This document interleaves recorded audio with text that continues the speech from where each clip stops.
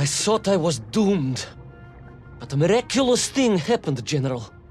I could breathe. It must have been the helmet that was jammed onto my head.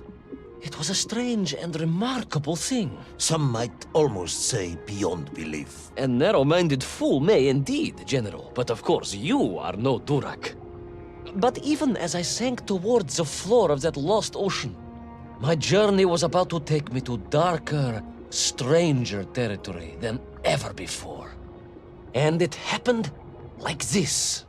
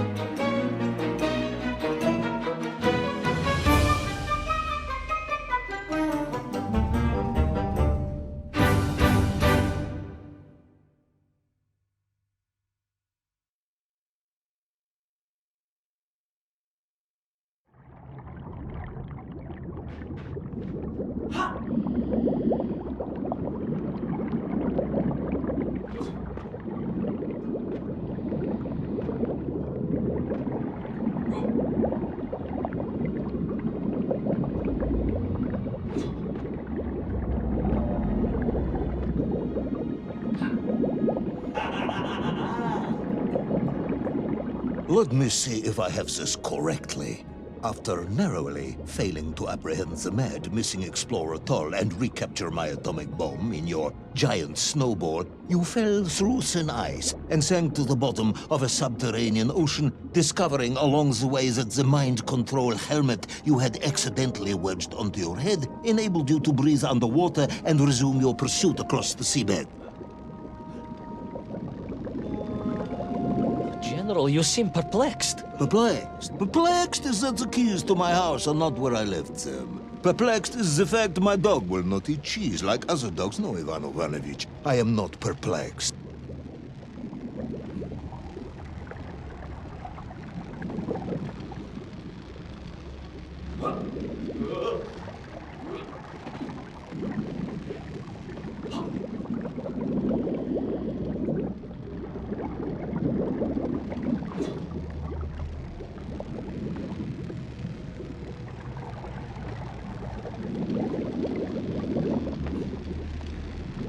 Intrigued then, perhaps? I'm not sure intrigued is the correct term either. Enraged at being taken for a simpleton? Now that, perhaps, is a better way of describing my current state of mind.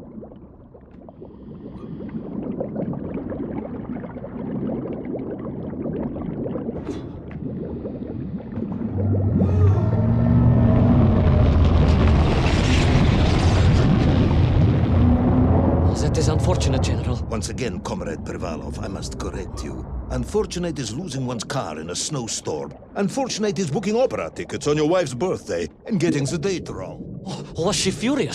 That is not the issue! Furious. However, now that is a good word. I could speak with your wife. Would that help? I could always have a word with her if you like. I could always have you shot. Oh, you could, but I suspect she would appreciate the gesture less.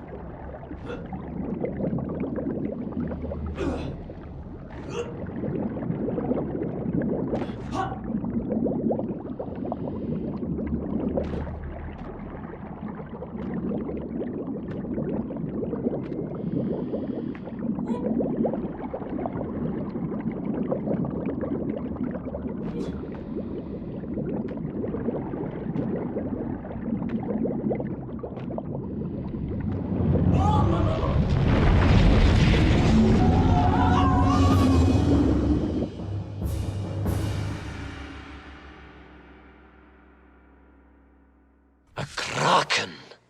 A vast monster of the sea.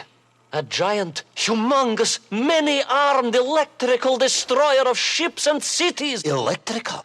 Electricity flowed along its horrible body, sparking and stunning all it touched, flowing like deadly rivers along its awful tentacles.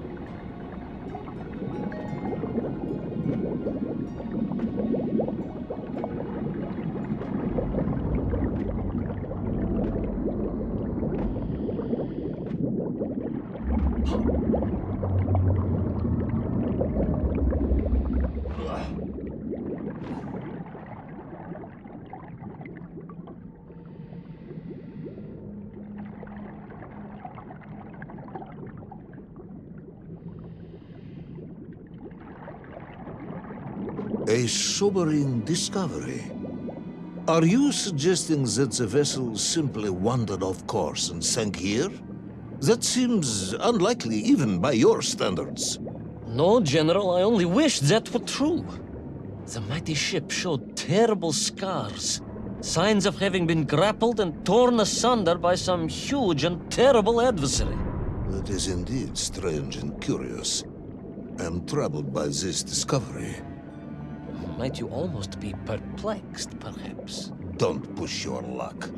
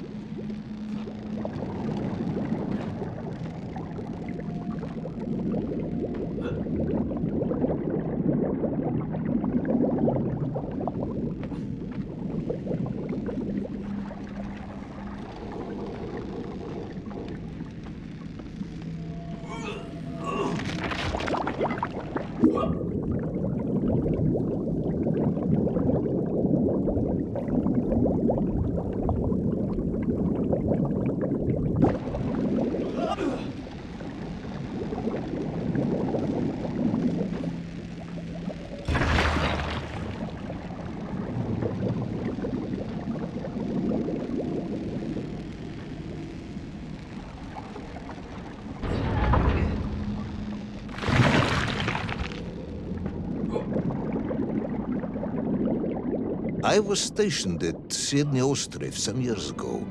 I am only too aware of how easy it is for the imagination to create monsters when one is exposed to lonely and dark places. My men required constant monitoring. Much like my cousin Pavel. He was also stationed at Ostrov? No, he required constant monitoring. He was a devil for stealing eggs.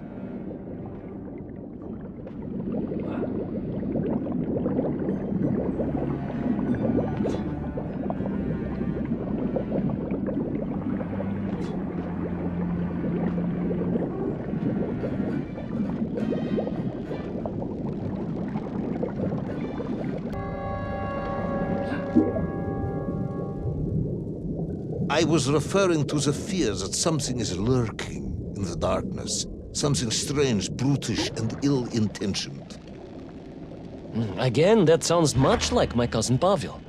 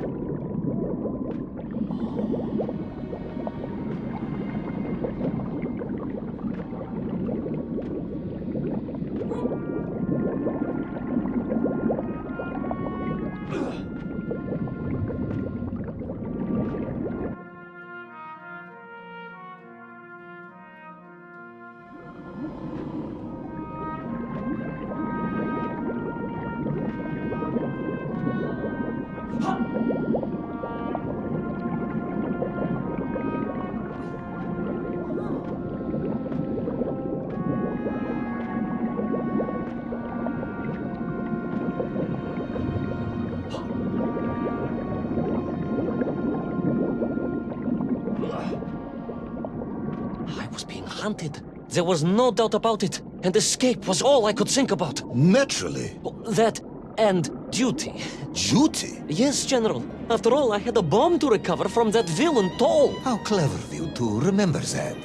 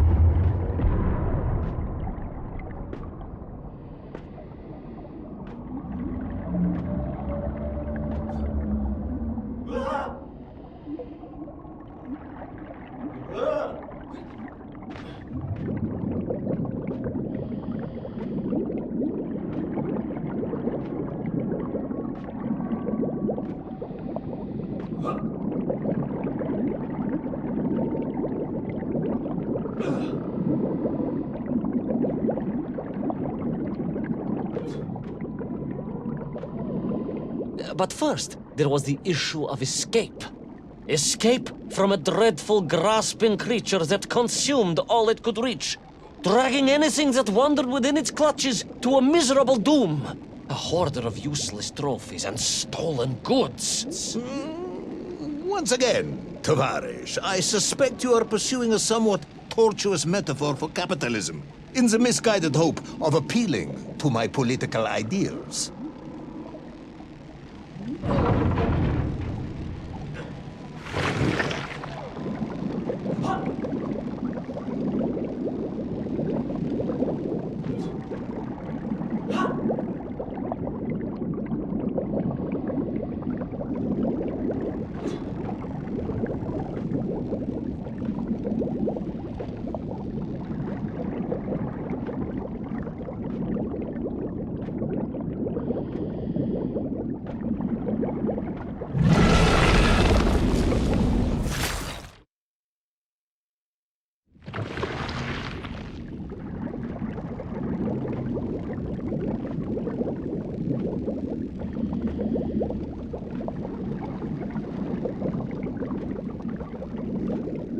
I was like a mouse, General. A little mouse being toyed with by a terrible cat. A rather wet mouse. I was like a little underwater mouse. Being stalked by a giant rubbery electrical cat with 8 tentacles. Exactly, General. Good, I'm glad we cleared that up. You may continue.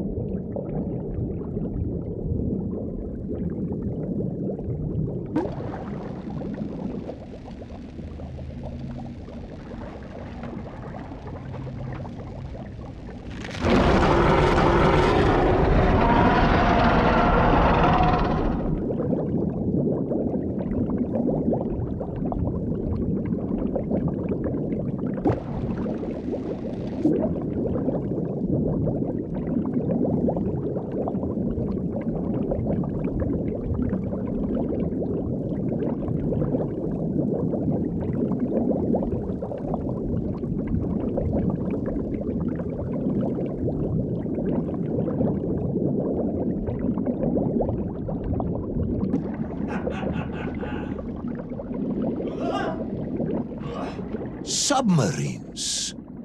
You didn't mention submarines before. Didn't I? Why? No, наверное, General, of course. Submarines, millions of them. Several, at least.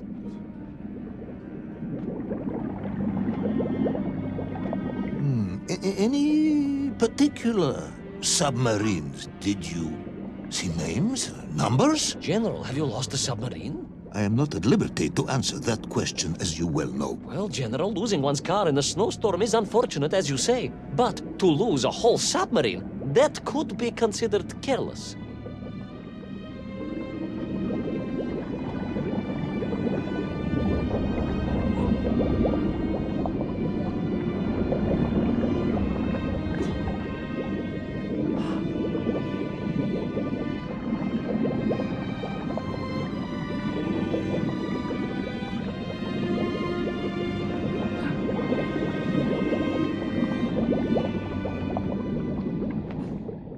And you are certain it was 256? Well, that was painted on the hull, so I can only assume so. I think I know where this dismal story is going next. You somehow miraculously brought the remaining closed cycle engine online, flooded the torpedo tubes, dispatched the Kraken with one shot, and triumphantly surfaced. No, General, that is not what happened at all. I did indeed make my way to the torpedo tubes, but for a very different purpose. After all, history has taught us that atomic power is not to be toyed with. Much like tired, impatient generals, perhaps. Particularly the perplexed ones. Indeed, General. Or like dogs that will eat no cheese.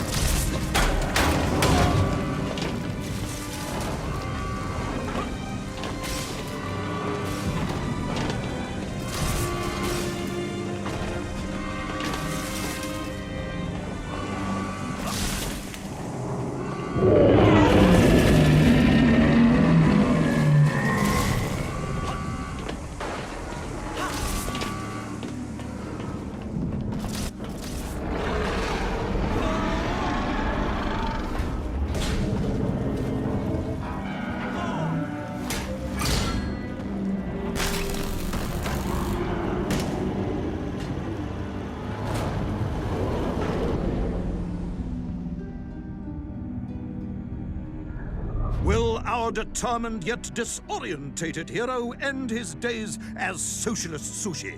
Will his daring exploits be cut tragically short by vengeful calamari? Will the general's wife ever forgive him for missing Ruslan and Lyudmila? And just how many eggs did Pavel steal, and where did he keep them? All of these questions and more may or may not be answered in the next exciting episode of Little Orpheus!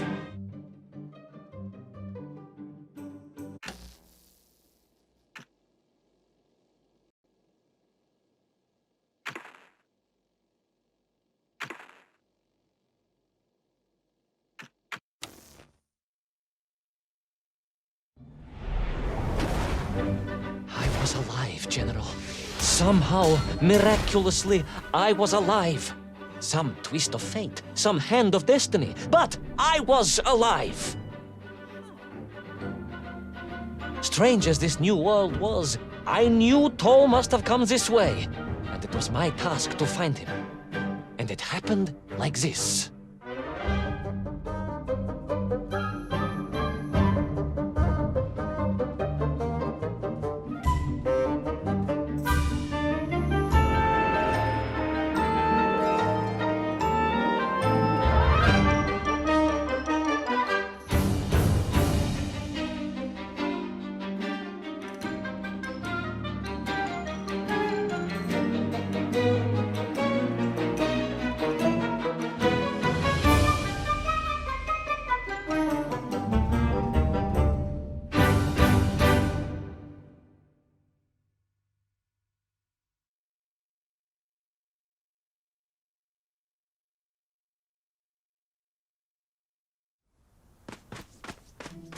The sun beat down on me relentlessly.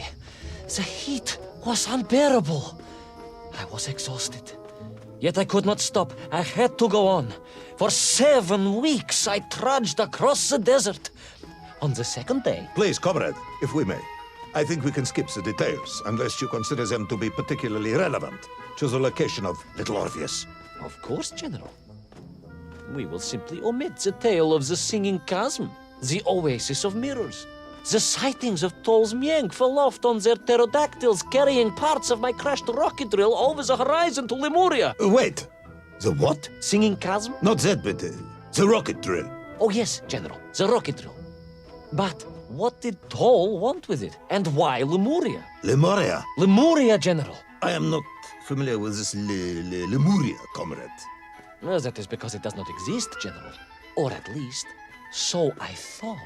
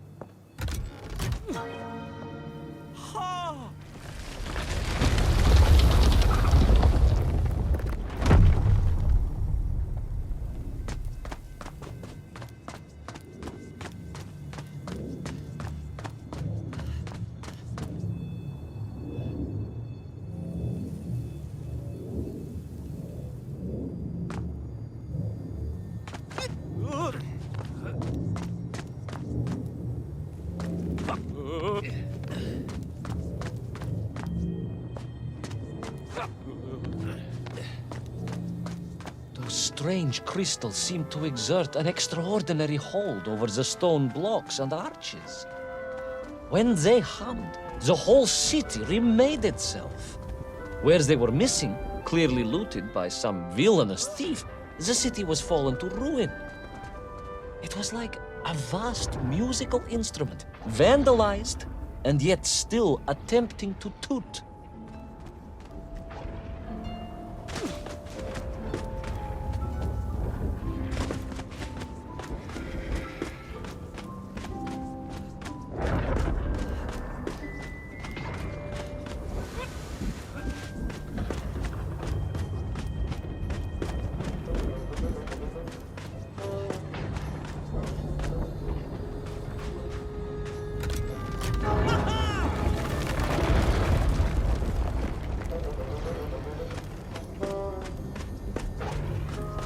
How poetic. I'm sure our engineers would be fascinated and baffled in equal measure. If the whole department hadn't been arrested for sedition last week, I would happily convey it to their skeptical ears. Sedition, General? Really? It is unfortunate news indeed. I am joking, comrade.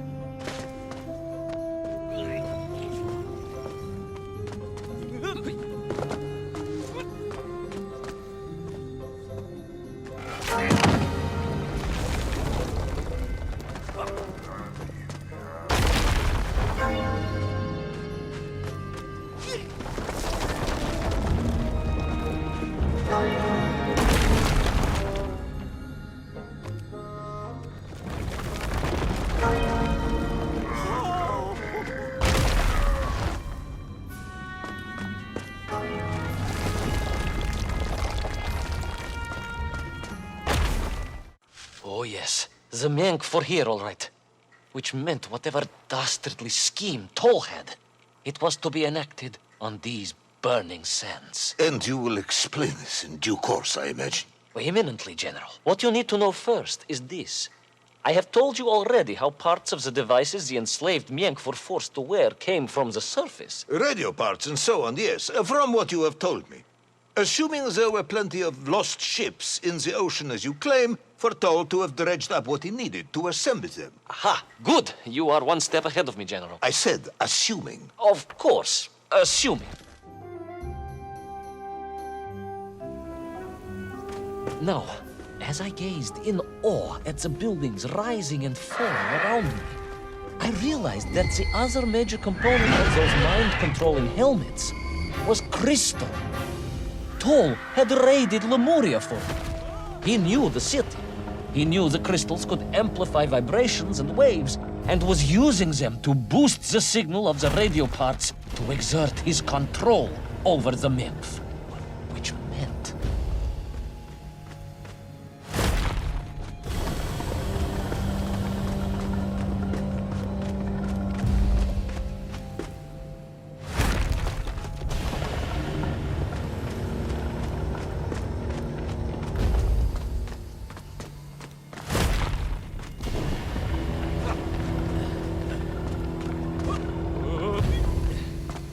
Yes? Imagine, General, what such amplification could achieve when fused to the finest atomic science our great Soviet civilization has produced.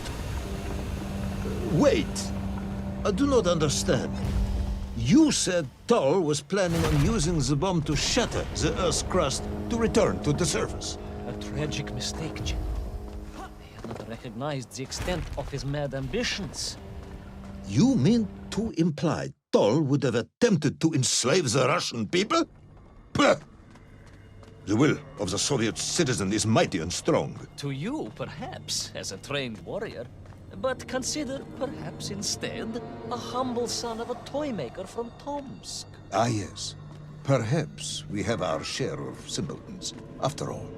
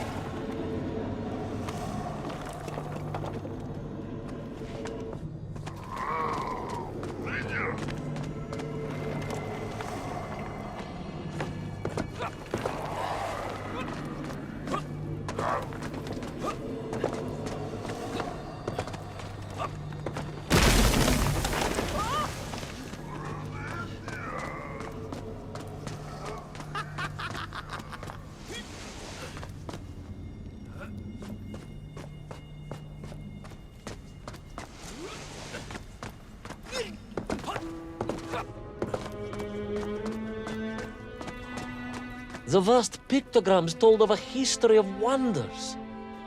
They seem to suggest the Lemurians were travelers from another world, where a mysterious clock seemed to stand.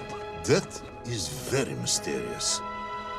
As mysterious as the location of Little Orpheus, perhaps.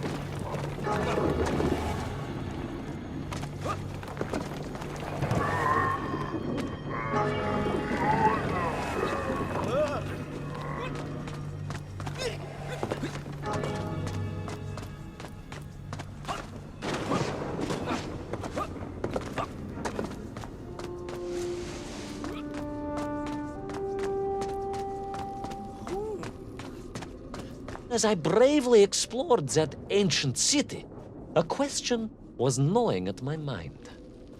What did it mean that the Lemurians had foreseen the coming of Tol? And who was the man from above that was celebrated as the savior of the Myenkf?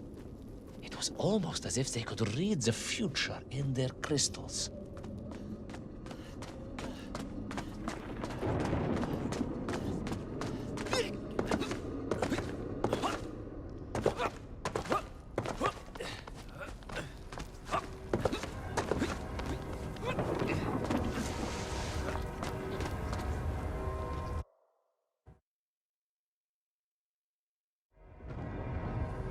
The bells of Lemuria tolled and tolled, a roaring symphony, a crescendo of peals that set the city dancing, each note causing the crystals to shimmer and cascade with light.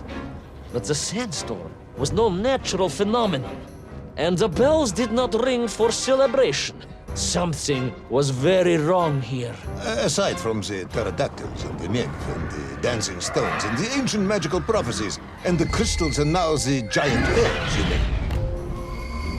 If you don't want me to continue, General, then I can easily just quietly go home. Don't think Chepucho will get you out of this one, comrade.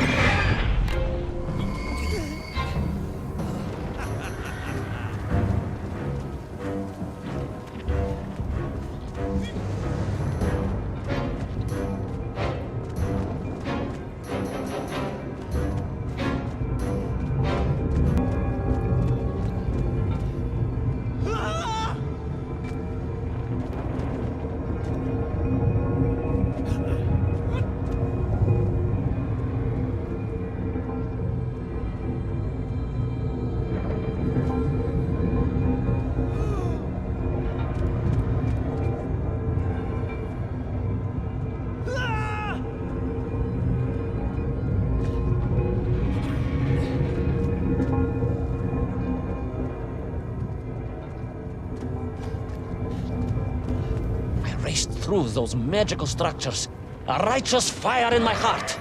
I was like Dobrynya Nikitch, prepared to strike at the dragon who threatened my homeland. Your heroism is only surpassed by your modesty. On the contrary, General, I chose Dobrynya carefully. Like him, I am a simple peasant. It was fate that chose me to descend to the Earth's core. It was General Kumanin who chose you to descend to the Earth's core. But don't let that get in the way of your story.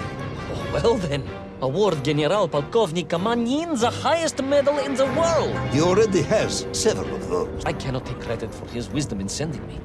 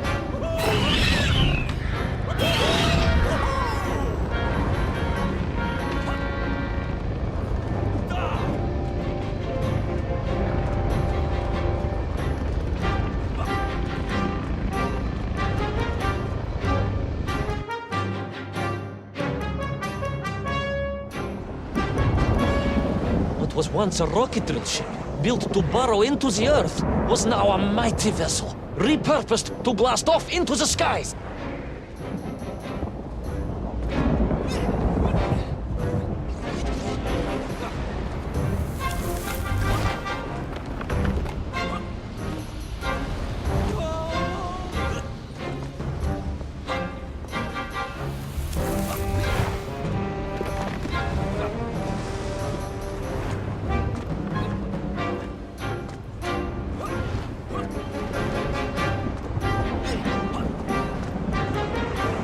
there was no doubt the toll was headed for the strange world with its clock. Although to what end, I was yet to understand. But there was no time to...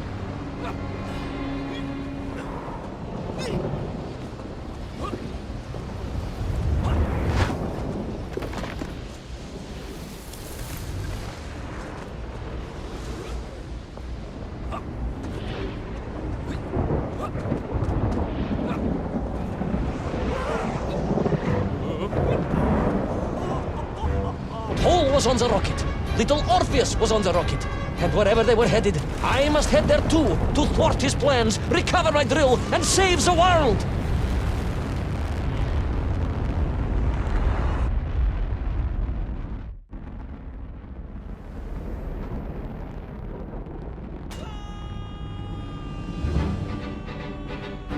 Will our enthusiastic yet disorientated hero be burnt to a cinder by the rocket's engines? Will he be smashed into the rock that surely must be beyond the Lemurian skies? Does Nikolai Petrovich Kamenyin really need any more medals? What was the strange clock, and what could it all mean? All of these questions and more will be answered if you're extremely lucky in the next exciting episode of Little Orpheus!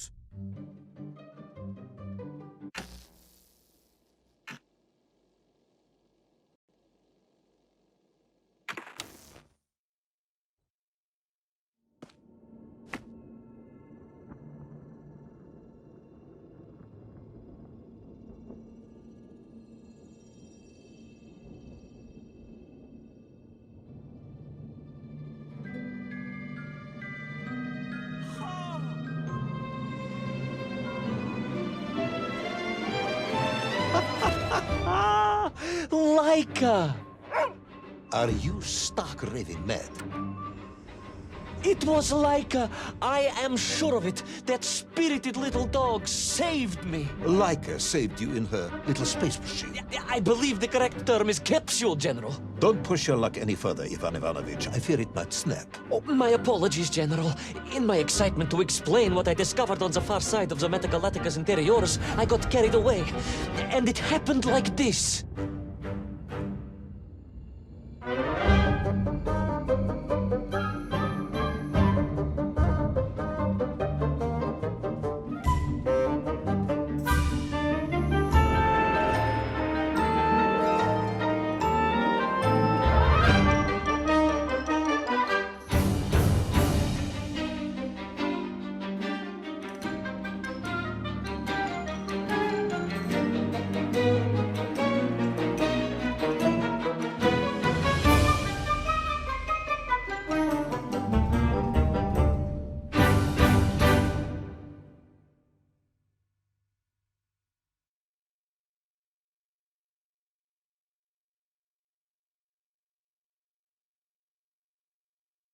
A rocky moon. It's the center of the Earth. The source of all creation, General. A place where time flowed like rivers, and boulders of raw matter rained like comets upon the cratered rock. Another miraculous escape from death. Another happy accident. It was no accident, General. Laika took me there entirely deliberately. I'm sure of that. She continues to be a heroine and a savior and protector of our great nation.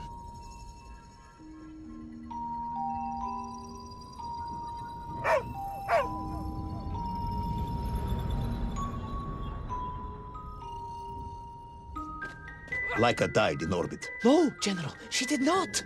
She's very much alive and happy, and currently living several miles below our feet. Laika is dead, Ivan. She most certainly is not, General. This is the real world, Tavarish. A world where you did not go to the center of the Earth, and Laika died in orbit. In my world, General, Laika is still alive. A better world, some may argue. Very well.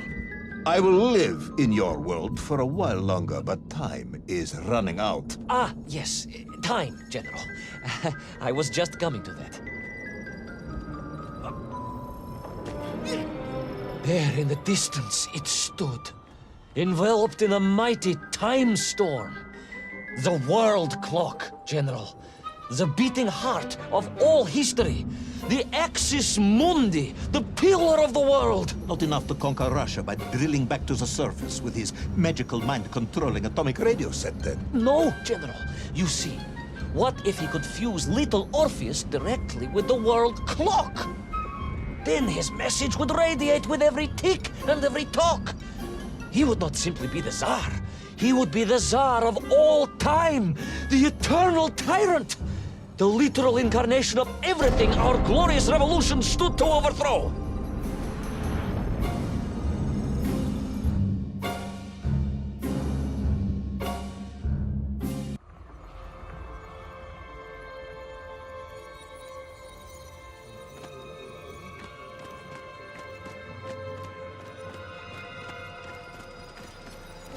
Sunnykiv? Uncanny, General. But it was somehow different. I felt no cold. The waves were motionless.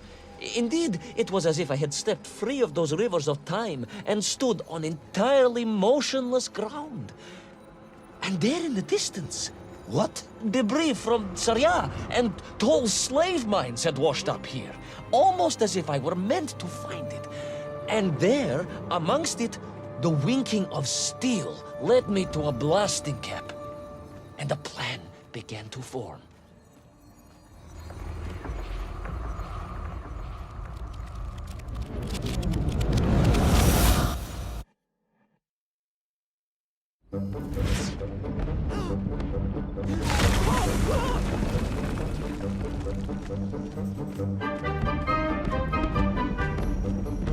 The terrain was ferocious.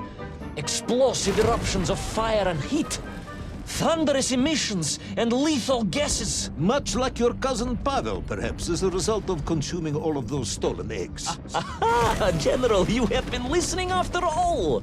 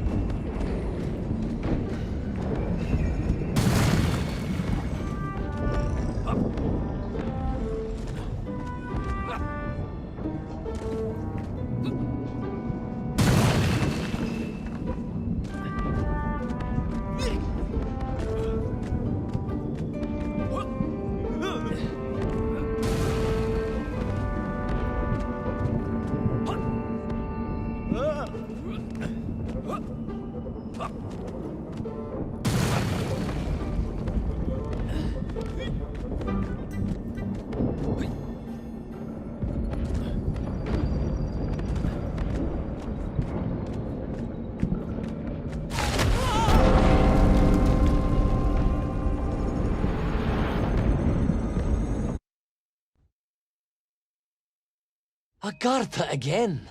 But why? You are stalling, comrade. The clock is ticking. Tick-tock, tick-tock! Of course! In a flash of inspiration, I understood. It was all wrong, you see, General. That we can agree on. We should never have gone to the center, because without Little Orpheus, Toll could not have become the tyrant he had. The rocket drill was his means to reach the world clock, but it was Little Orpheus that enabled him. And the time itself, the world clock itself, was determined to make matters right. With a little help from you, of course. Merely a simple pawn in a game played upon a cosmic scale, General. But a pawn who understood that he was being given a second chance to grab a chunk of the explosive resin that wondrous city was built upon.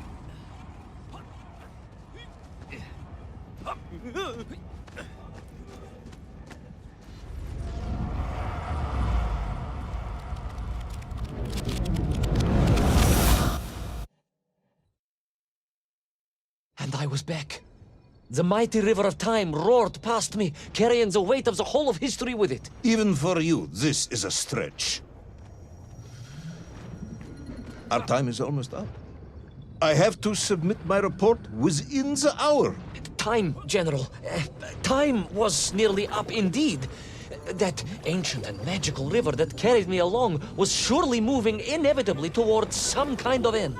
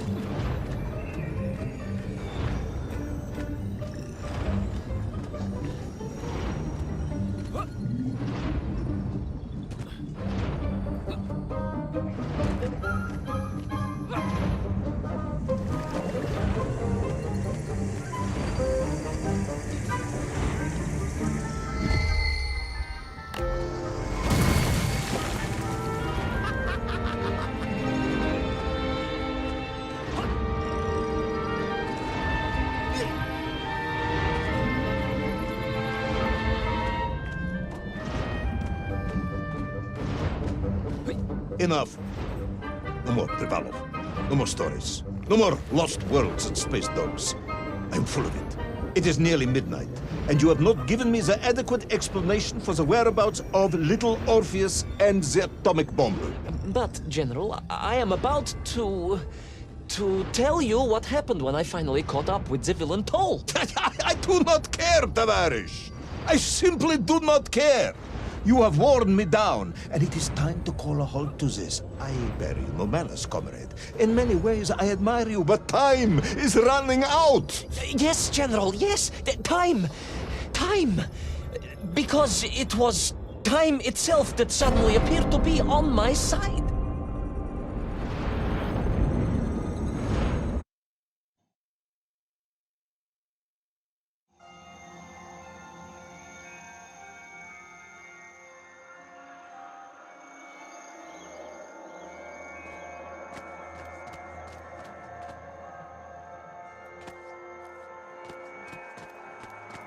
Perhaps the world clock was so impressed with your egg-wearing antics, it decided to return you to Plutonia for a second attempt.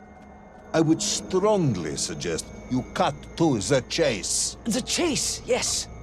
The pursuit of Toll and Little Orpheus. I stood there with the resin fragment in one hand and the blasting cap in the other, and then, just like that, a clock began to ring. The world clock? No, General, an alarm clock. My Slava alarm clock, in fact, given to me by Auntie Marsha. The one who married the beef investigator. The very same. And the moment I saw that clock, I knew what I had to do.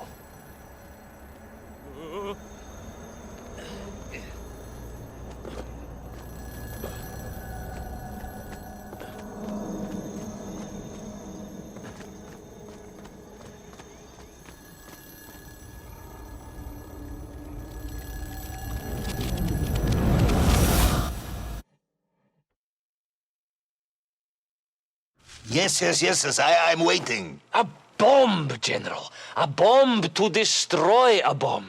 So, you decided to build a bomb, eh? A bomb to destroy Little Orpheus. It was a simple plan, really, General. Yes, you are very fond of your simple plans.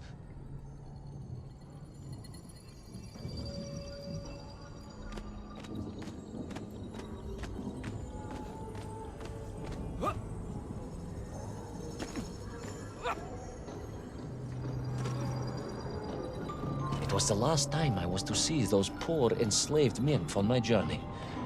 As they scurried in agitation around the base of the rocket drill, now a dreadful weapon of war in the hands of a madman, I was reminded of my mother. Your mother looked like a Mienf? That is extremely disrespectful, comrade. No, I meant I was raised by my mother from an early age, of course. My childhood memories of my father were all too brief. You are rambling, Comrade Privalov. Time is running out. Dieni Rezinovi.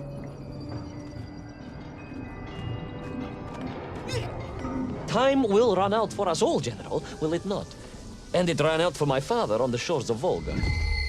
Your father fought at Stalingrad? He did, General. So did I. Well, so you see, General. Perhaps we are just the same, you and I. Perhaps we are all just Menkf in the end.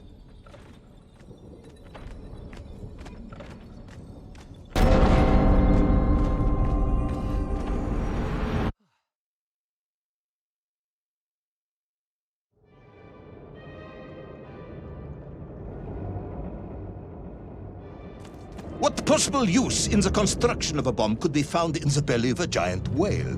Were you perhaps planning on using a worm as a fuse?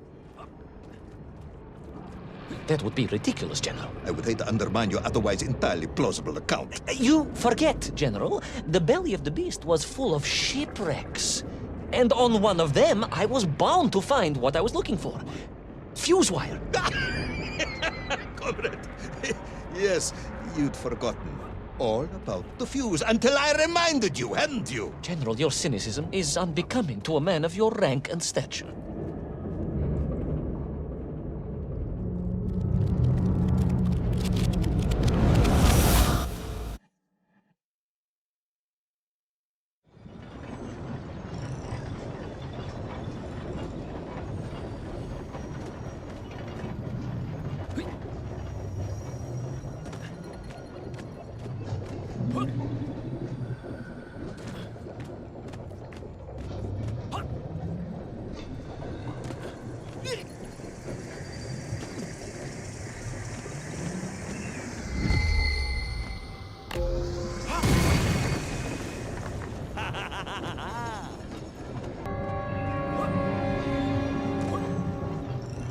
The clock was now ticking, General. Literally. I was surrounded by time, immersed in it, floating along a river of it on a raft made of history, seeking the next moment of opportunity to hurtle backwards amongst those lost worlds. I am a patient man, Tavarish. I lost 3 toes in the winter outside Charkovskaya in 42. A drunken dentist removed 2 frostbitten toes and 1 perfectly healthy one. You may therefore consider me a man blessed with an uncommon level of endurance for discomfort. I hate visiting the dentist. My uncle...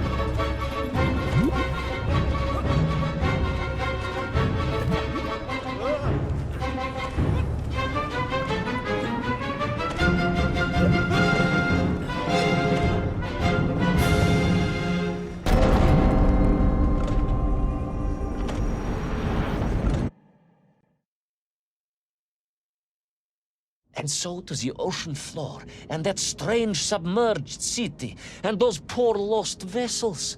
To find a shell case to hold all of my scavenged ingredients, the last piece I needed to construct my bomb. Ah, yes, I have been waiting for this. General? Time, Ivan Ivanovich.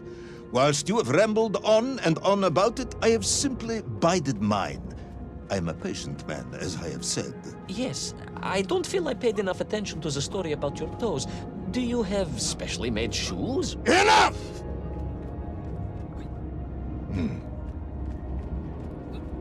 Now I have your full attention. Indulge me, Tavarish. Explain to me how you made this bomb. General? Your bomb, comrade, that you so brilliantly constructed to destroy Little Orpheus. Tell me how you made it.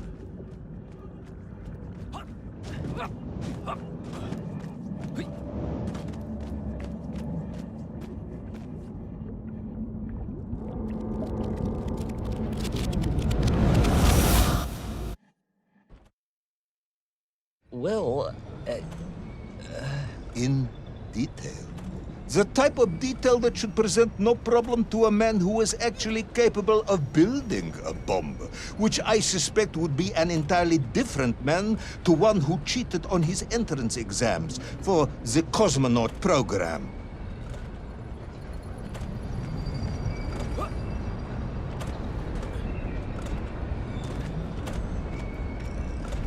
You are uncharacteristically silent, comrade.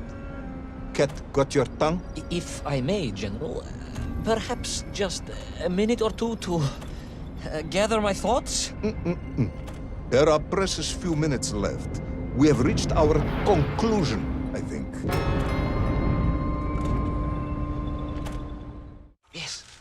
Yes, we have, General. I gazed up at the world clock and knew I had arrived at my destination. Whatever lay inside would see my journey end one way or another.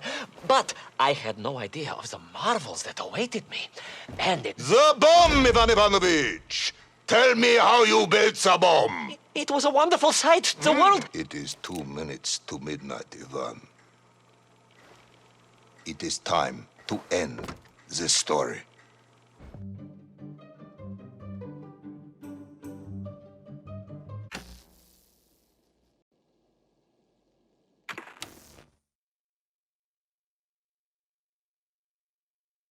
Let us recap.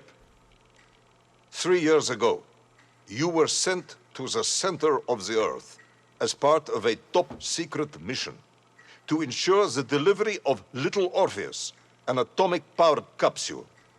You promptly vanished until you casually wandered up to Molodiyozhnaya station 3 years later, claiming to have saved the world but lost Little Orpheus in the process. Is this correct?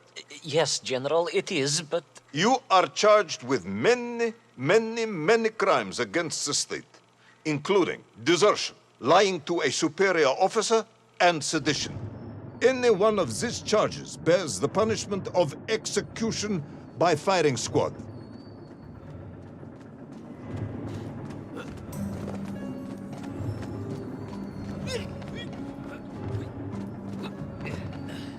General, you must be reasonable. I did my best. It's all true, I swear. I swear upon the lives of my family. Oh, do you? Auntie Marcia and Uncle Vanya, the traveling tinker and the pig dentist, or perhaps Cousin Pavel, the criminal mastermind with the unhealthy taste for eggs. How stupid do you think I am, Comrade Devalov?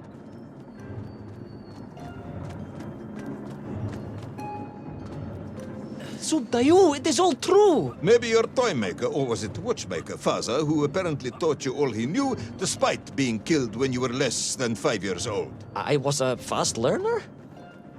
You have precisely 1 minute to convince me not to summon the guards, and have you shot on the spot. A minute? A lifetime. It's all I need, General.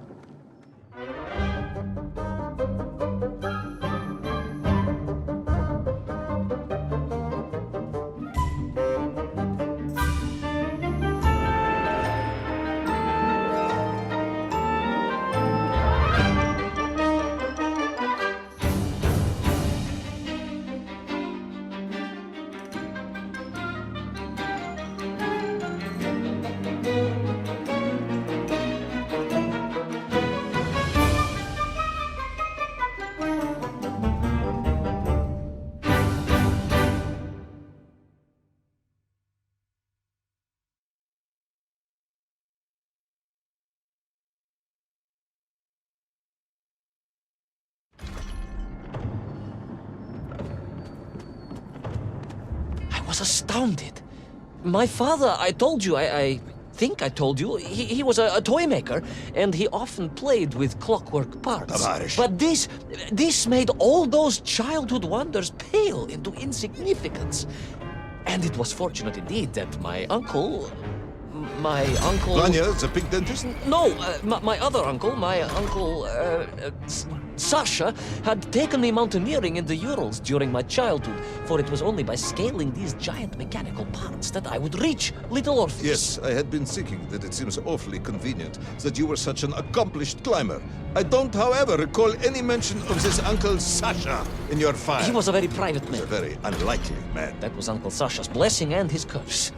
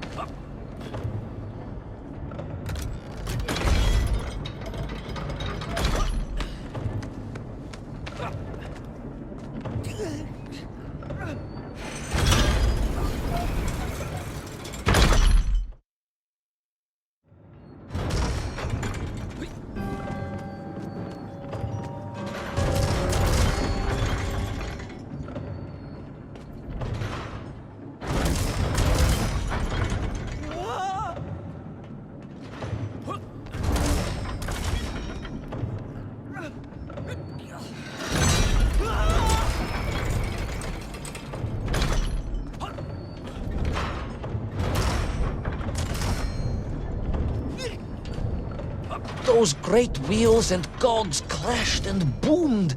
The vast hands of all time crunching forever and ever around. Иван Иванович. Pendulums and springs and great big wheels and tiny little wheels. Товарищ Привалов, stop! Though at least the Myenk were not here, especially as they seemed to infest the world below the surface. Myenk everywhere. Myenk. Many Myenk for plenty. Myenk. You are babbling, comrade. Enough.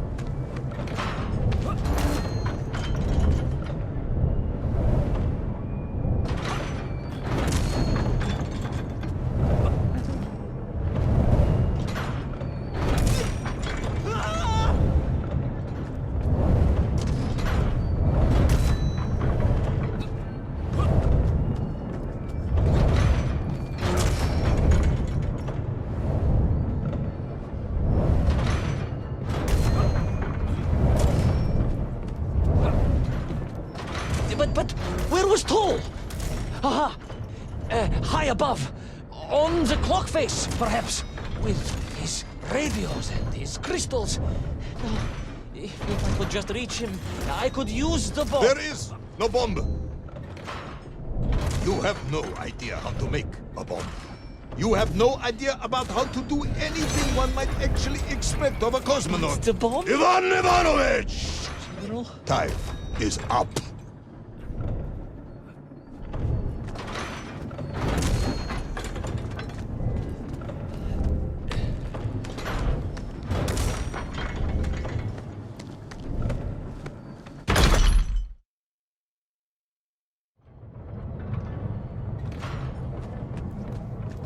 Stop talking, Tavarish. You don't know what happens next. It is obvious. You've done very well. I applaud you for your efforts and your story. It is a wonderful tale, Comrade Privalov. I have enjoyed it immensely. But every story needs an ending. And it is clear yours does not have one. I just need more time. I think that even if I gave you all the time in the world, it would not be enough. No, General. I can do this. That is, I remember what happens next. I just need to catch my breath and compose myself. We both know how this story ends, comrade. But Little Orpheus, you haven't heard what happened. We will find out soon enough. You will be executed, and another expedition will be sent. No, you cannot. You cannot. We must never go back. You don't understand. Make me, then. Make me understand. I am a kind man, although you may not believe this. I do not want to have you shot. So help me. Make me understand. Tell me what happened to Little Orpheus.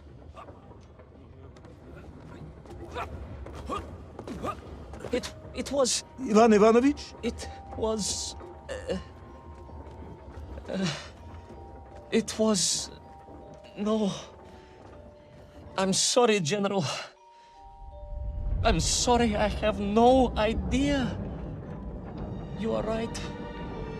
I simply cannot think what happened next. It's just... a blank, General. There's nothing there. I am very tired, you see. Comrade Privanov. Ivan. You're right. It's over, General. Perhaps you would be so kind as to write to my mother for me. Of course I will. You are a kind man, as you have said. And, General, Yes, Ivan. was it a good story? Oh, yes. It was an excellent story. Thank you, General. I am just sorry I couldn't give you an ending. Unless... General? Quiet, Tovarish, I am thinking. Unless... I seem to remember that there were many problems with Little Orpheus during production. General? Problems with the casing around the atomic battery. Concerns. Concerns, General? Yes, concerns. Unlikely though that might be. Yeah, it seems if I remember that it failed to secure properly. A sharp blow could spring the hatch and expose the fragile casing of the bomb to any would-be vandal. I'm not sure I follow. A resourceful yet forgetful hero might, one would think, take advantage of that fact. But how, General? Where would I find something to strike it with? The son of a watchmaker would easily find something within a giant clock mechanism that resembled a hammer, surely. A hammer? Why, yes, General. I do remember now. I grasped the hammer-shaped thingamabob. Let's just agree it was a hammer, Ivan. Yes, of course. Let's do that. I recovered my senses, shook my head, and looked about me. In my distracted stupor, I had climbed further up the tower than I ever thought possible. In front of me was the clock face, and I gazed out through it at the sheer expanse of history. And I knew whatever happened next... happened next? The hand of destiny had fallen upon your shoulder. Yes, it had. And what an extraordinary hand it was.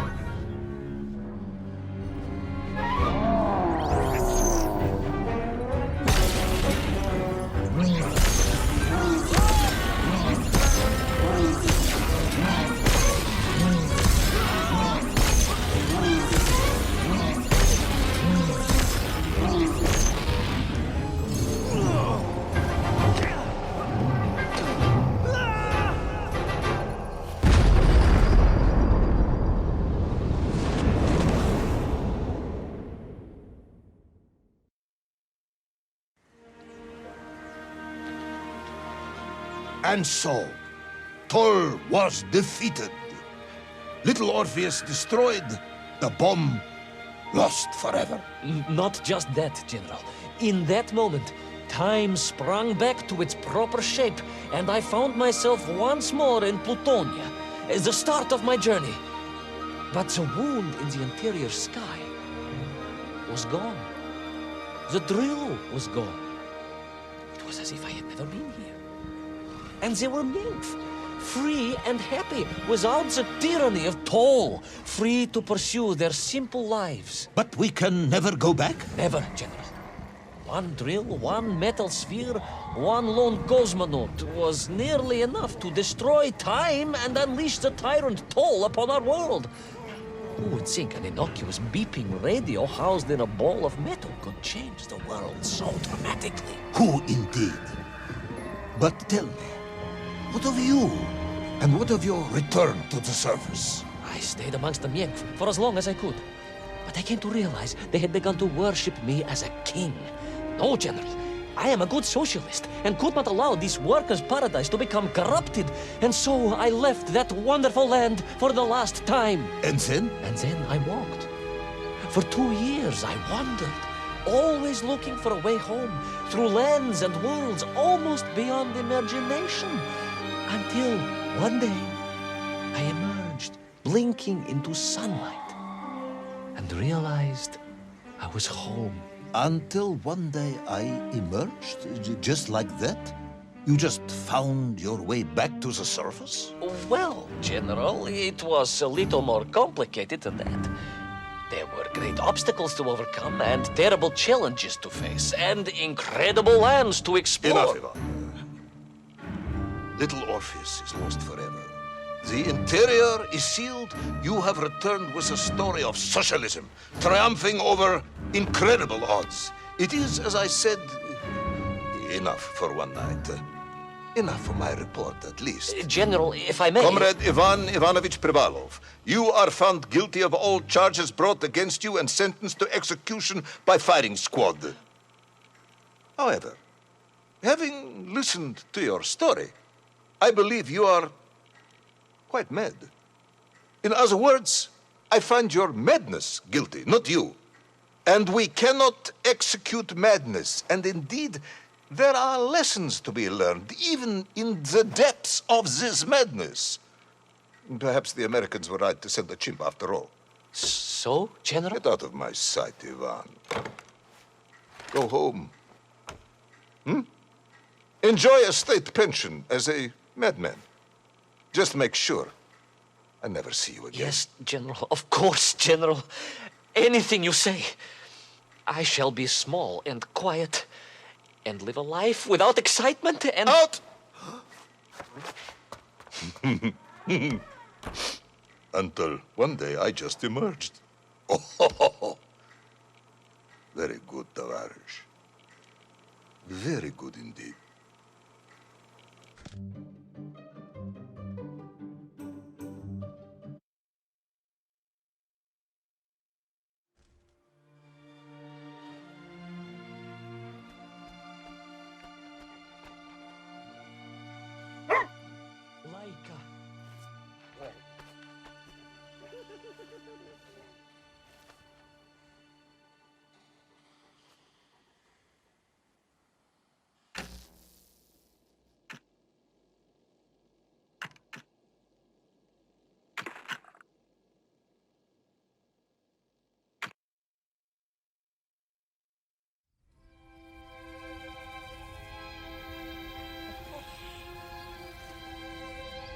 Who's the best space dog?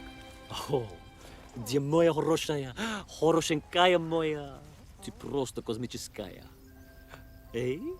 Who's the best hairy cosmonaut? It is indeed a lovely sunset, and it reminds me of the skies of Peru. I didn't?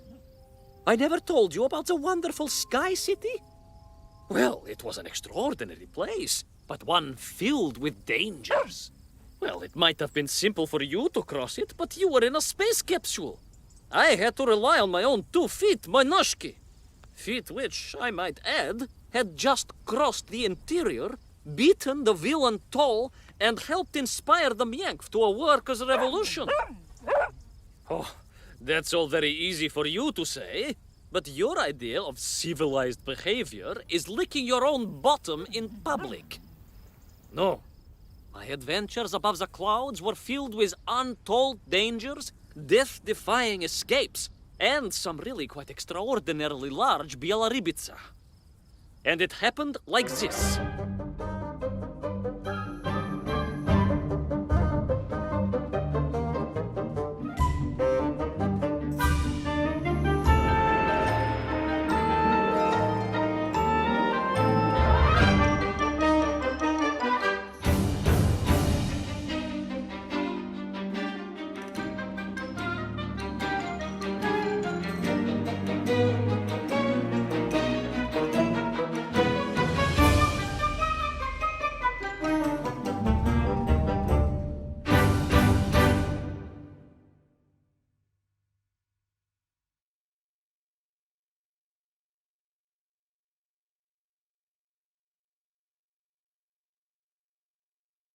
Weeks had passed since I left Plutonia, and one evening, exhausted, I simply fell asleep at the foot of a strange windmill.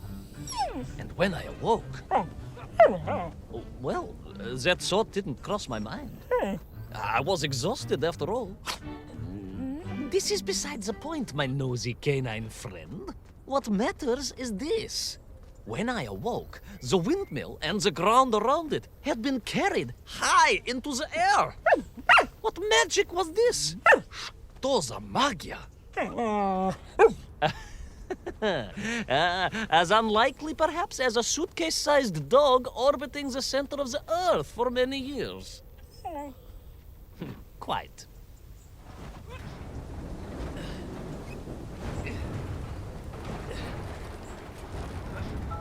Quick as a flash, Kakmonia, my training leapt into play, and I began to paddle the strange contraption through the clouds in search of answers. It is entirely possible that a miller who owns a windmill capable of levitating high into the air may also own a flying machine. Oh, now you're just being silly. May I continue my recounting of how I sailed over the sky gardens towards the mystical city of Peru? Oh, I must, my moj ušati drug. I must.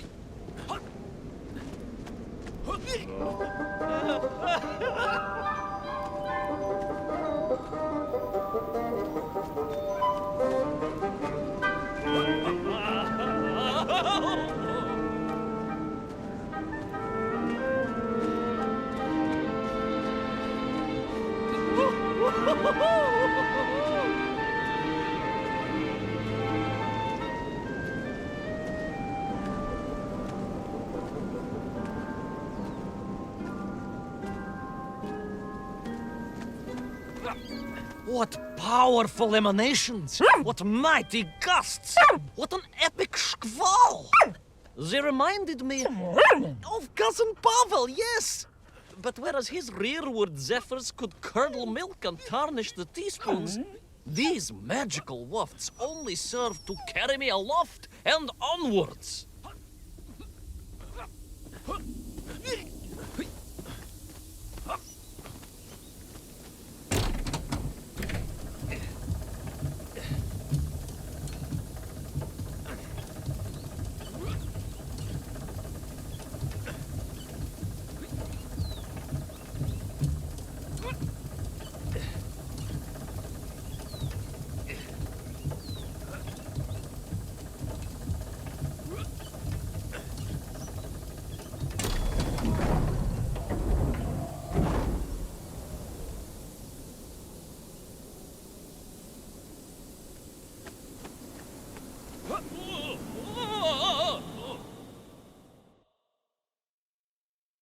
But something was afoot in the gardens of Perun. This horrid muck staining the surfaces and making my nose curl. Yes, it was positively pavilion in scent. But it did not belong here. I think I once told you of Auntie Masha's passionate encounter in a cable car with the manganese entrepreneur from Chatura. Now, Auntie Masha told me that there was a disagreeable stain and smell all around those factories and smelting works. Our industry is not without its dangers. Could it be that the once bucolic gardens of Perun were being corrupted by unchecked pollution? After all, science is a double-edged sword, my bristly confidant. Consider Zemikov. Of course. I apologize. Прошу прощения. Two-headed dogs is perhaps a rather insensitive analogy, but not without justification in this instance. I have seen the blemished lands around Norilsk, but I could not believe that I would find such pollution here. But this was nothing to the true horror of what was shortly to unfold.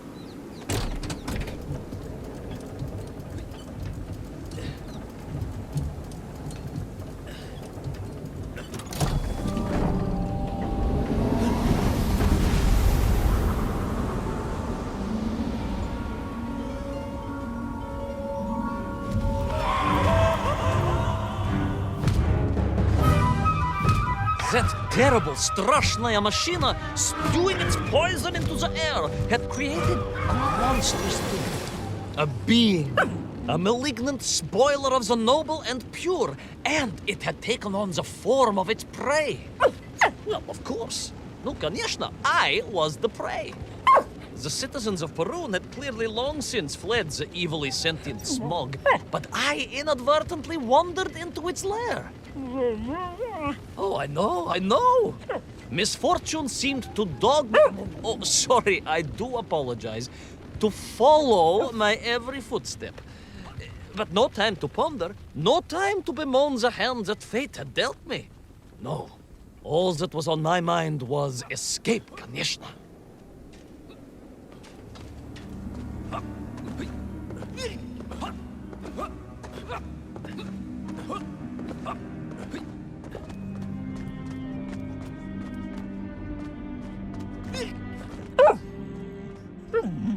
Yes, it was most interesting. The windmill seemed to be from an earlier age. Perhaps this was a devastating warning of the destructive power of unfettered industrialization. I most certainly had not forgotten about the windmills. I did not get carried away. You are missing the point. Perhaps because you are only a small dog. Oh, a brilliant, brave, spacefaring dog, of course, but a small Sabashka nonetheless. If you perhaps listened more and interrupted less, I am just getting to the explanation of the windmills.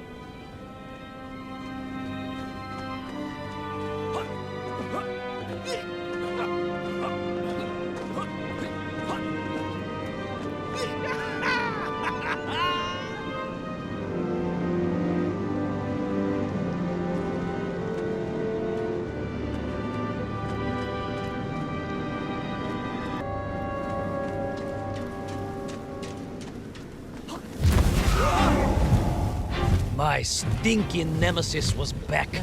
But more interesting was the change in the city. As windmills were fading out, clearly obsoleted, mothballed. relics. Instead, a sense of an obsession with power was apparent.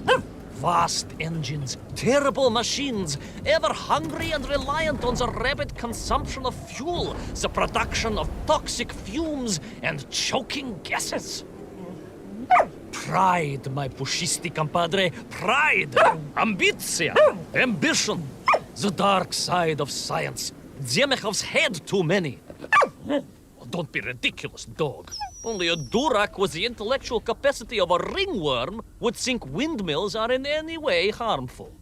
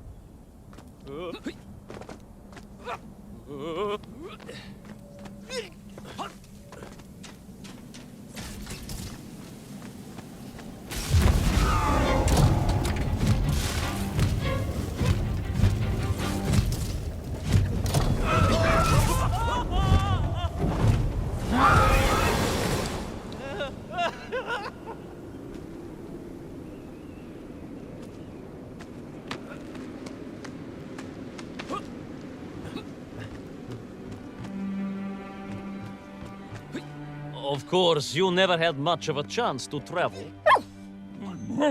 Sarcasm doesn't suit you. You don't have the tail for it. You do, at least, have a tail. Mind you, family gossip maintains that so did Uncle Rabliem. Although it was apparently little more than a stub, and a source of considerable discomfort and social anxiety for him. The question of whether or not Uncle Rabliem wagged his stub is very much off topic. What I am trying to say is that your upbringing on the streets of Moscow meant you never saw the blackened fields of Magnitogorsk, the sacrifices made by the valiant citizens of that industrial heartland, as they drowned in their own blight, even as they powered the state forwards. I was reminded of Magnitogorsk as I wandered through those fields of pipes and foundries, and I wept for the loss of innocence that so often goes hand in hand with progress.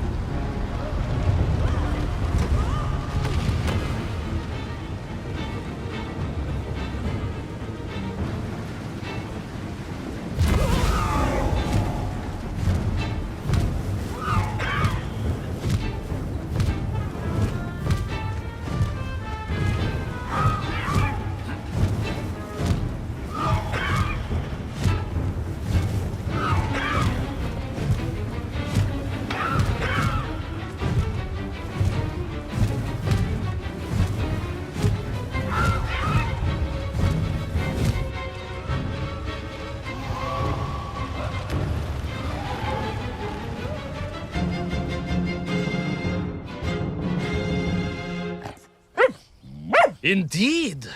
I just evaded the slimy, oily grasp of that man-made Vadzinoi, his petroleum stink clogging my nostrils and making my head thump.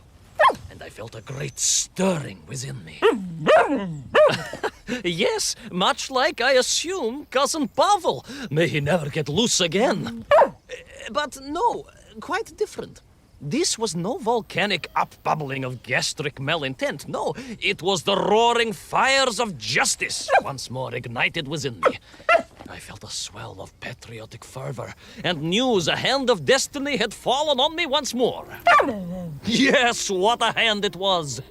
I could not see this great wonder sink into an abyss of poison and bile.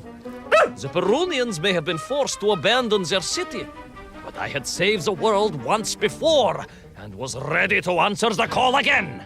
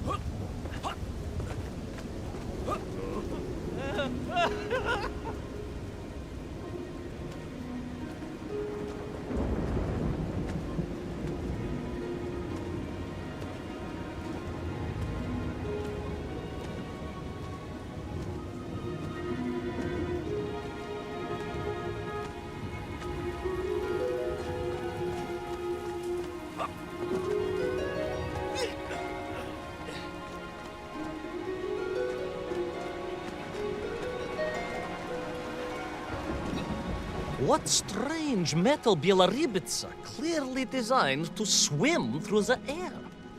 I was amazed. And there was more.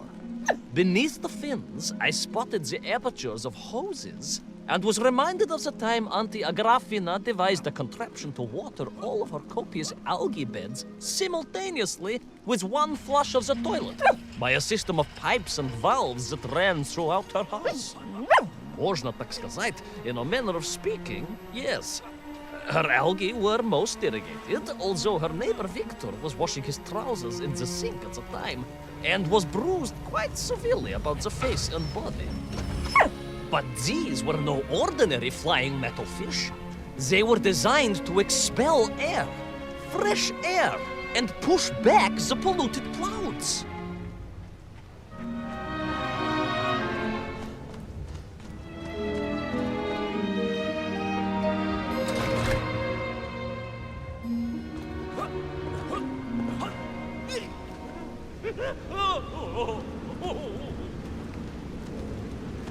There is, of course, a fine tradition of looking to nature to solve problems of a scientific or military persuasion.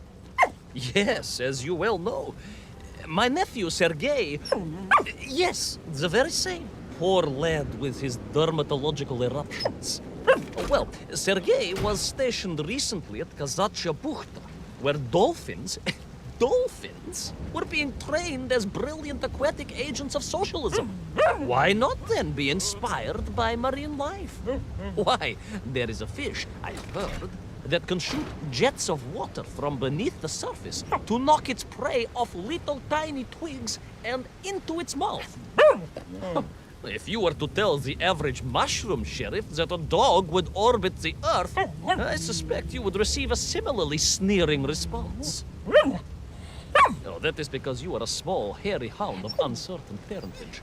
I, on the other hand, am a cosmonaut, the product of many months of training, and I realized the answer to pollution was here all along. The Perunians, tragically, had simply never had time to finish their fleet. If only I could find a working flying fish. If only. If only. Yes. If only.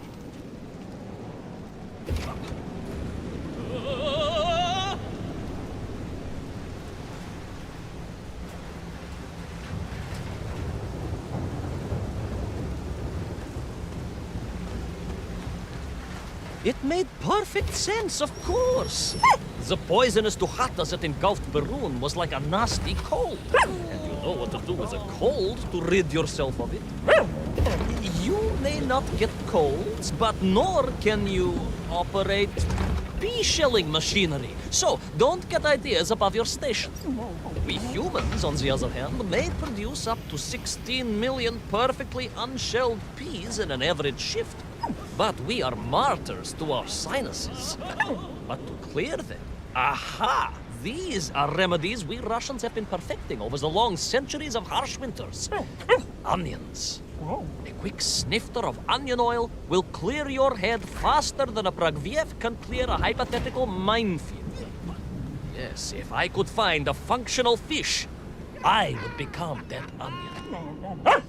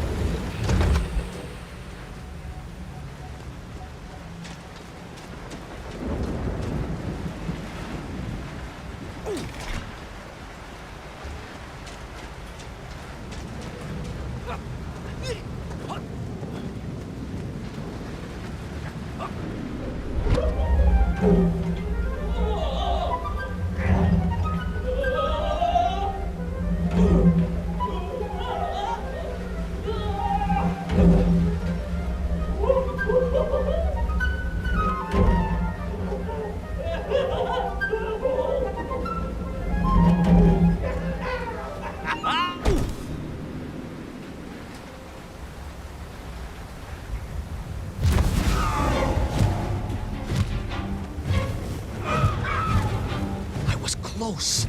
I could feel it. Yes, the working fish, the ribka. I could feel I was at the heart of Perun, and my noxious pursuer had renewed its chase with a terrible vigor.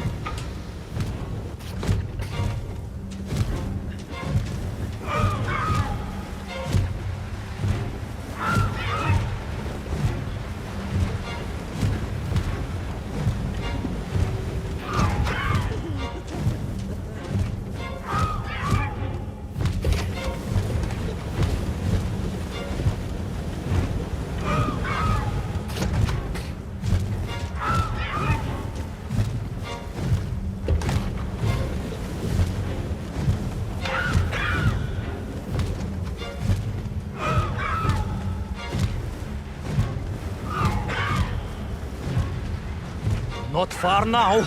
I just had to keep going, keep pushing. It's almost as if you knew, Pavel. Uncanny. Обалдеть.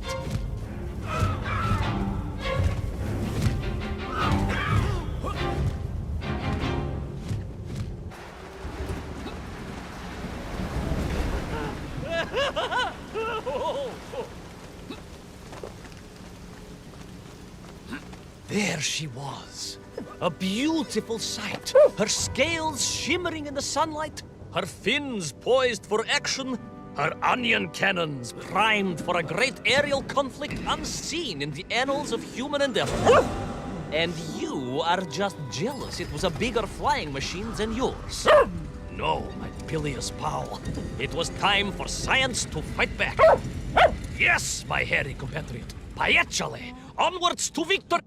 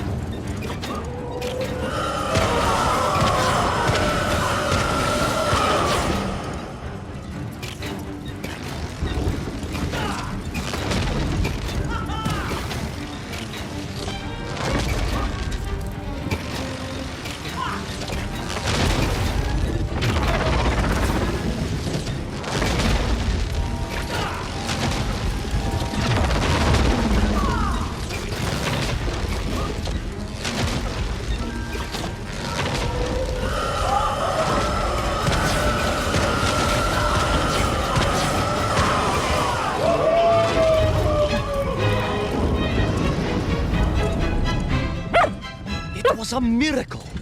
I found myself swooping through beautiful clear skies, the strange interior sunlight gleaming on the sides of my fishy vessel. I heard birds clear their little throats and begin their wondrous gvalt, the wind gently humming on the fins. And then, all of a sudden, under it all, well, you see, in my hurry, it didn't even occur to me to check how much fuel was carried in the strange craft. With a horrible splutter, the engines choked and died. And suddenly we were plummeting downwards towards our doom. I did not. A simple mistake that many have made. Why, my Aunt Agrafina met her untimely demise being late for a fungal sculpting seminar and making exactly the same error. Only, unfortunately, it left her stranded in sub-zero temperatures just outside Pravachitsinsk. She wasn't found until 18 years after her own funeral, but was perfectly preserved. Remarkable, really. It is beside the point, yes. So, there I was. My fabulous ship had become a terrible prison. I was hurtling to my almost certain death. My triumph turned to tragedy. But then... well, you know what happened next. Even so, mooi magnati drug, that is a story for another time. A most extraordinary story, of course, filled with dangers and wonders, and canals, and invasions, and strange doorways to other worlds. But perhaps too long a story for now. Yes, indeed, my canine tavarish. Time for soup. Auntie Agrafina's famous borscht. Coming? You know, I think you really did have the happier time in Peru. The benefits of being a suitcase-sized dog in a little space machine, perhaps. Yes, the correct term is indeed capsule, as I told the general once.